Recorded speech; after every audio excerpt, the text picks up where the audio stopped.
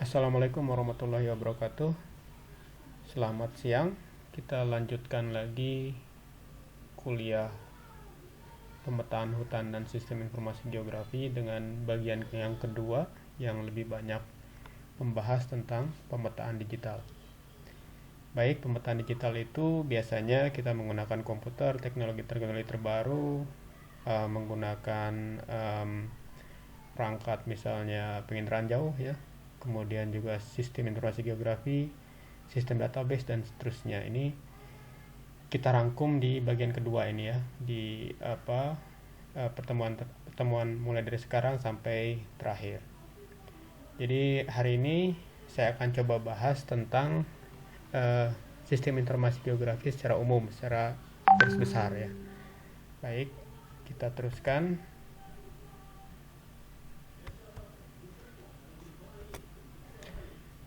Kuliah ini akan terdiri dari 4 bagian.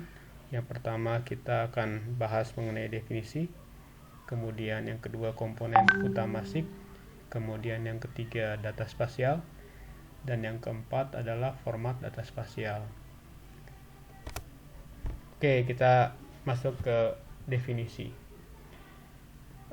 Secara etimologi atau secara tata bahasa ya, SIG itu ada 3 suku kata ya. Jadi yang pertama adalah sistem, yang kedua adalah informasi, dan yang ketiga adalah geografi. Jadi 3 kata ini memiliki artian sendiri-sendiri. Nah, kalau kita bicara sistem itu merupakan suatu kesatuan rangkaian yang berkaitan dan tidak terpisahkan, yang terdiri dari input, proses, dan output. Kemudian kalau kita bicara informasi, kita berbicara tentang kaitan antar data ya, atau sintaks dan pengertiannya atau semantik. Jadi kaitan antar data itu kita sebut dengan informasi. Kalau data saja itu apa yang kita lihat, apa yang kita dengar, tapi yang kita rangkum dalam analisis kita, dalam otak kita, itu sebenarnya informasi. Kasarnya seperti itu ya. Kemudian kata yang ketiga adalah geografi. Jadi geografi ini artinya berhubungan dengan kebumian atau keruangan. Nah, 3 kata ini kalau dihubungkan saya kira juga secara umum bisa dimengerti ya. Jadi sebuah sistem informasi ya, sebuah sistem artinya sebuah proses, sebuah mesin ya, yang mengelola informasi ya, informasi mengenai kebumian. Jadi informasi kebumian itu kenapa harus dikelola? Karena kebumian itu apalagi di kehutanan itu sangat penting ya. Jadi sistem informasi geografi ini memuat informasi-informasi yang kita perlukan terutama ketika kita mengelola hutan. Nah, secara harfiah sistem informasi geografi itu ditulis seperti ini. Ini saya cuplik dari Esri ya, dari bukunya Esri tentang SIG. Jadi suatu komponen yang terdiri dari perangkat keras, perangkat lunak, data geografis, dan sumber daya manusia yang bekerja bersama secara efektif untuk menangkap, menyimpan, dan memperbaiki, memperbarui, mengelola, dan seterusnya sampai menampilkan data dalam suatu informasi berbasis geografis. Jadi itu pengertiannya. Artinya sebenarnya SIG itu tidak jauh dari sistem informasi yang sebenarnya setiap hari kita sudah pakai. Yang paling biasa kita pakai di Unila itu sistem informasi akademik ya, atau si Akadu. Jadi dalam si Akadu itu ada macam-macam informasi yang harus kita gunakan, harus kita isi gitu. Nah, itu jadi bedanya si Akadu dengan SIG itu, kalau si Akadu itu informasi mengenai akademik, kalau dalam SIG itu informasi mengenai geografi gitu. Geografi itu artinya informasi mengenai jalan, informasi mengenai jembatan, informasi mengenai letak bangunan, letak hutan, batas-batas, dan seterusnya. Jadi Inilah sistem informasi geografi. Nah, ini kalau definisi-definisi yang diambil dari beberapa buku ya. Saya ambilkan dari Esri, bukunya lama sekali, tahun 94. Jadi yang seperti saya sebutkan tadi ya, System for Organized Collection of Computer Hardware, Software, Geographic Data, and Personnel designed to efficiently capture, store, update, manipulate, analyze, and display all forms of georeference information. Jadi kira-kira seperti tadi ya yang saya sebutkan di awal.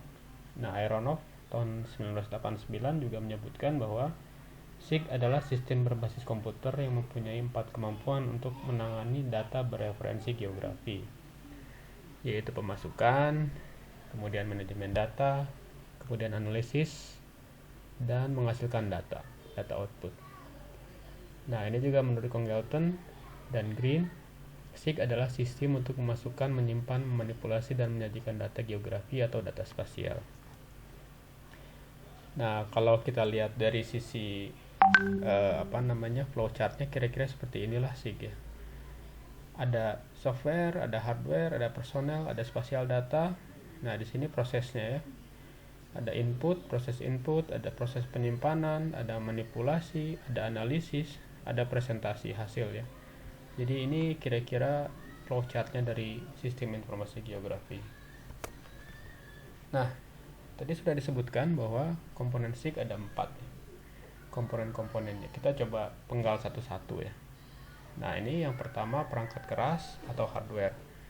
SIG itu perlu perangkat keras. Jadi kita harus mengolah data yang sifatnya digital, sehingga perangkat kerasnya juga harus menunjang ke pengolahan data digital. Apa saja yang diperlukan? Yang paling basic adalah komputer ya. Komputer itu bisa macam-macam bentuknya, termasuk smartphone itu juga komputer kita. Nah, kalau secara detail lagi, perangkat keras SIG itu ada 3 kelompok. Yang pertama, alat masukan ya, atau alat input. Alat input ini digunakan sebagai alat untuk memasukkan data ke dalam jaringan komputer. Misalnya scanner ya, scanner mungkin saudara-saudara sudah tahu ya, untuk scanning dokumen dan lain-lain. Yang kedua itu digitizer. Digitizer ini kalau sekarang mungkin istilahnya notepad ya, notepad atau mousepad ya, mungkin seperti itu. Bukan mousepad. Jadi alat untuk menggambar di komputer, tapi kita gunakan pulpen gitu sendiri gitu. Dulu sempat booming zaman-zaman awal-awal SIG, tapi sekarang setelah kemajuan dari perangkat lunak SIG, digitizer ini semakin lama tidak dipakai gitu. Kemudian CD-ROM ya, CD-ROM atau DVD-ROM. Ini kalau datanya masih dalam bentuk DVD. Sekarang juga mungkin sudah mulai ditinggalkan karena hard disk sudah banyak sekali, kemudian juga flash disk ya, flash memory itu sudah banyak dan besar, sehingga bisa menggantikan peran dari DVD. Kemudian yang kedua, alat processing ya. Alat processing ini merupakan sistem dalam komputer yang berfungsi mengolah, menganalisis, dan menyimpan data yang masuk sesuai kebutuhan. Apa saja? Contohnya CPU ya. CPU itu ya Central Processing Unit ya, komputernya sendiri, otaknya komputer. Bisa sekarang kan ada yang misalnya Core i7 dengan RAM 8 GB atau 16 GB dan seterusnya. Atau juga sebenarnya kita bisa menggunakan smartphone ya, smartphone yang canggih atau yang biasa aja, itu sama saja bisa dipakai. Kemudian tape drive ini sebenarnya sudah tidak dipakai, disk drive juga sudah tidak dipakai ya. Kemudian yang ketiga, alat keluaran atau output yang berfungsi menayangkan informasi geografi sebagai data dalam proses SIG ya. Contohnya video, plotter, printer. Video ini sudah tidak dipakai, plotter mungkin masih dipakai, printer juga masih dipakai. Jadi tiga alat ini ya, alat masukan, alat processing, alat keluaran merupakan tipe perangkat keras atau hardware yang diperlukan untuk menjalankan sistem informasi geografi. Kemudian perangkat yang kedua adalah perangkat lunak atau yang kita sebut software, atau sekarang sudah berganti nama jadi aplikasi mungkin ya. Nah, perangkat lunak merupakan sistem modul yang berfungsi untuk memasukkan, menyimpan, dan mengeluarkan data yang diperlukan. Jadi perangkat lunak inilah yang menjadi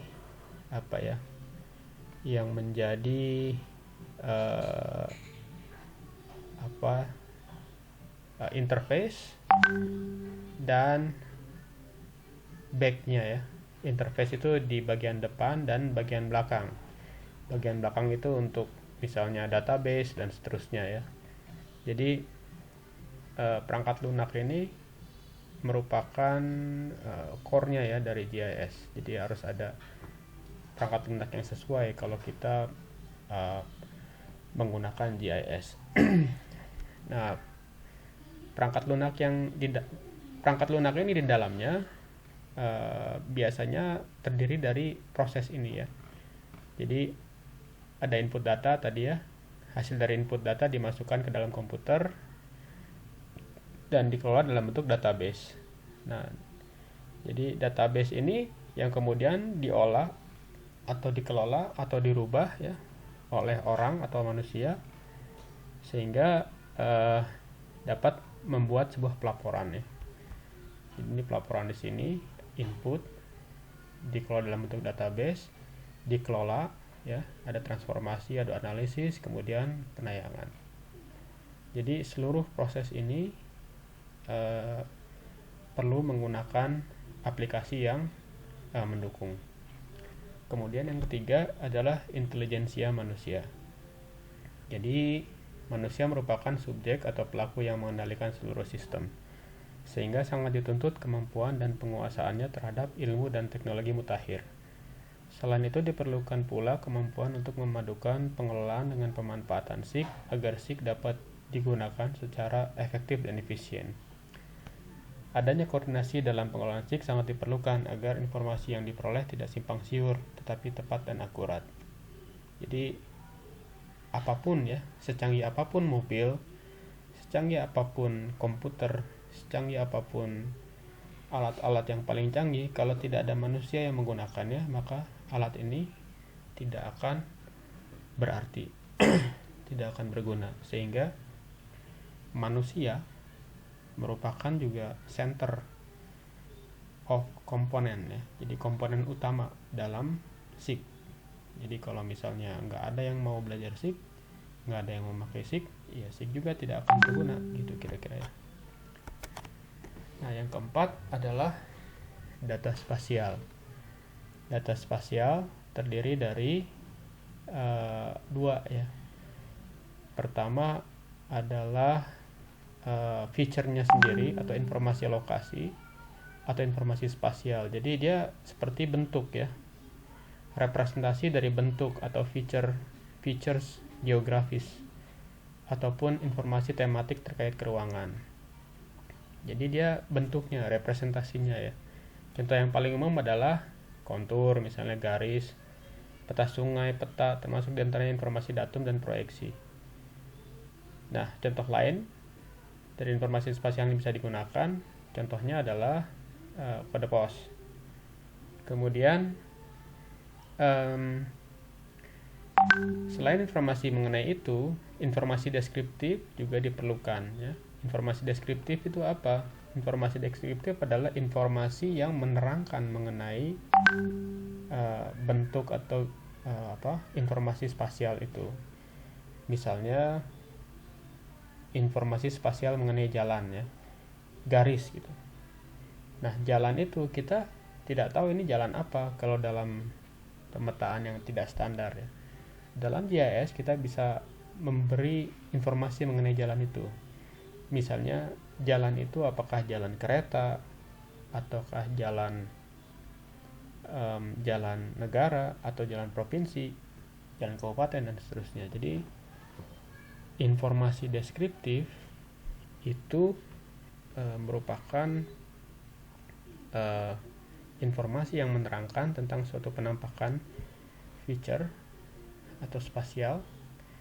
Jadi suatu lokalitas itu suatu bentuk feature geografis ini ya, bisa mempunyai beberapa atribut atau properti yang berkaitan dengannya. Misalnya jenis vegetasi ya, populasi, pendapatan per tahun dan seterusnya. Ini saya ambil contoh langsung ya.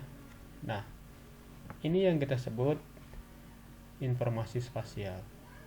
Bentuknya ya, kita lihat warnanya, ini informasi spasial. Tapi informasi spasial ini hanya sebagai warna kalau tidak ada informasi atribut di dalamnya ya. Jadi poligon ini atau yang berwarna kuning ini punya informasi di sini ya. Setiap poligon itu punya ID namanya, ID poligon. Nah, setiap ID punya informasi. Jadi di sini disebutkan ada tidak ada informasi mengenai jumlah poligon, tapi di sini ada atributnya. Jadi ini langsung satu-satu di sini. Misalnya 19 ini ya, PKS, perkebunan kelapa sawit ya. Nah, ini 19 misalnya merujuk ke sini, mungkin saja ya. Dan seterusnya. Jadi informasi spasial dan atribut ini selalu bergabung dalam sistem informasi geografi. Oke, kita lanjutkan. Nah, dalam sistem informasi geografi sendiri, dalam aplikasinya ya, dalam softwarenya itu memiliki 4 subsistem pokok yang tadi sudah digambarkan ya. Jadi ada data input, ada sistem basis data, komponen analisis dan manipulasi, dan komponen pelaporan seperti gambar yang ini ya. Jadi input data, database, kemudian ini analisis data dan pelaporan. Ini selalu ada di setiap software. Jadi GIS itu tidak hanya satu aplikasi, tapi banyak aplikasi yang menggunakannya. Jadi misalnya salah satunya ArcGIS, ada juga MapGIS, ada juga QGIS dan seterusnya. Jadi ada banyak software yang bisa dipakai. Tapi dari keseluruhan software, keempat komponen ini harus ada ya. Komponen data input, sistem basis data, komponen analisis data, dan juga komponen pelaporan. Selanjutnya, bahan kuliah kita adalah data spasial. Jadi ini ya tadi ya, data spasial. Ini ada informasi spasial, dan ini ada informasi atribut atau deskriptif. Ya, ini nanti saudara akan dapatkan lebih banyak, lebih jelas di praktikum ya. Di buku praktikumnya juga saya sudah buat sedemikian jelas ya bagaimana step-stepnya bisa menggunakan data spasial seperti ini, bagaimana informasi spasial, bagaimana deskriptif atau atribut ya. Nah, selanjutnya format data spasial. Dalam GIS itu hanya ada 2 yang kita gunakan untuk, ada 2 format data yang kita gunakan untuk menggambarkan tentang bumi ya, atau informasi kebumian. 2 format data itu kita sebut vektor ya, dan raster. Vektor dan raster. Vektor adalah format data di mana bumi direpresentasikan sebagai suatu mozaik dari garis, poligon, atau daerah yang dibatasi oleh garis yang berawal dan berakhir pada titik yang sama, dan titik atau node atau poin ya. Jadi vektor itu terdiri dari garis, poligon, dan poin. Jadi ini adalah ciri khas dari vektor. Walaupun vektor itu kalau dalam matematika sebenarnya artinya sebuah besaran yang memiliki sebuah besaran yang memiliki sebuah besaran ya yang memiliki arah dan luas ya, kalau nggak salah seperti itu. Tapi dalam GIS ini lebih tegas lagi bahwa vektor itu seperti ini ya datanya. Nah, jadi kalau kita lihat vektor seperti ini, ada poin, ada garis, ada poligon. Nah, ini adalah data yang sama ketika kita gambarkan dengan raster. Nah, ini data raster. Titik yang tadi di sini, ini garis yang di sini, dan poligon yang di sini. Cuma cara penggambarannya berbeda. Nah, inilah format data yang kedua atau yang kita sebut sebagai raster. Nah, pada data raster, objek geografis direpresentasikan sebagai struktur sel, grid yang disebut dengan pixel atau picture element. Pada data raster, ada yang disebut resolusi spasial. Nah, resolusi ini tergantung pada ukuran pixelnya. Jadi, semakin besar resolusi, maka akan semakin detail informasi yang bisa kita dapatkan. Semakin kecil resolusi artinya semakin sulit informasi kebumian yang kita dapatkan. Kira-kira seperti itu. Nah, resolusi pixel menggambarkan ukuran sebenarnya di permukaan bumi yang diwakili oleh setiap pixel pada citra. Semakin kecil ukuran permukaan bumi yang direpresentasikan oleh satu sel, semakin tinggi resolusinya. Nah, kita coba balik ya. Ini sama poin, garis, poligon dengan vektor tadi, ini dengan raster. Nah, vektor dan raster memiliki keuntungan dan kelebihan. Keuntungan utama dari format raster, dia tepat dalam merepresentasikan fitur titik, batas, dan garis lurus. Jadi kalau kita mau memetakan batas, pakailah data vektor ya. Batas apapun, batas hutan, batas kebun, batas sawah, batas bangunan ya. Ini data vektor paling pas. Jadi contoh, jadi ketepatan posisi ya. Contoh penggunaan lainnya adalah untuk mendefinisikan hubungan spasial dari beberapa fitur. Jadi misalnya kita menggunakan network analysis ya. Jadi data vektor digunakan juga di Google Map misalnya untuk mengetahui misalnya ya jarak yang paling dekat antara dua titik gitu.